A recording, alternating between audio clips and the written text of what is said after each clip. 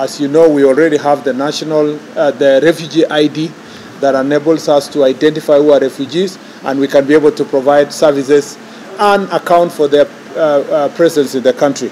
So that conversation is ongoing, and in the near future, we should be able to communicate to the public the final conclusions of public participation and stakeholder engagement that will enable us to officially roll out the Shirika plan.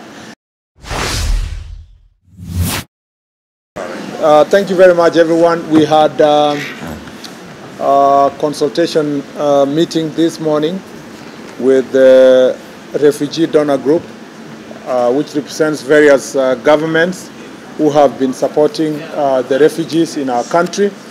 And our deliberations was around two issues. One is immediate support that the refugees need in the camps, in the work of strategic decisions made by different governments that have been supporting the refugees over the years, and the fear that perhaps there was going to be reduction of food rationing in the camps. And we have had very good deliberations. We appreciate the various governments here for their commitment, and for various donors for their commitment and support to the refugees. And we have been given full assurance that within this year, there is no fear that the rationing will go below what it is now, which is 40%. If anything, there has been a step in by various new donors to support those who have been supporting refugees in the past. So for now, we are very confident that the refugees, both in Dadaab and in KUWA and Kalaboye, are going to be taken care of in the near future. We also appreciate that there was also fear generally by many people that there was fear that as a result of the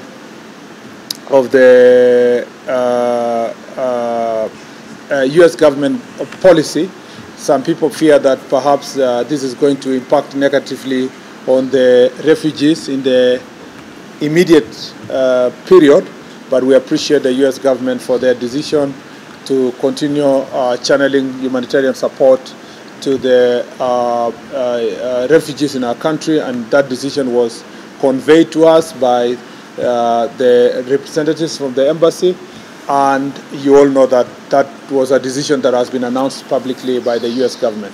So for now, we have confidence that the refugees are taken care of. The second issue that was of great concern to us as a ministry is the safety, security, and the well-being of the refugees. You know, some of them out of fear because of the food rationing challenges demonstrated in Kakuma, and we were a bit concerned as a country whether this situation is sustainable, if we are going to see more reduction of food. But I appreciate also the fact that we have now calmed the situation, and we have confidence that we can continue supporting the refugees. The second issue is in relation to the long-term plans. We, as a country, have come up with Shirika plan. Shirika plan is a Kenya government proposal, which is on the table, and which is under public participation, stakeholder engagement, to see how best we can deal with the question of the refugees. As we all know that refugees were expected to be here for a short period of time, but now they have been in the country for 35 years. We cannot continue having this situation persisting forever, yet the global circumstances that relate to support of the refugees in the work of changing national dynamics in various countries in the world, we have to think also together to see how best can these refugees be integrated, and what can be done to make sure that their contribution to the country is quantified, and that they have their necessary certification.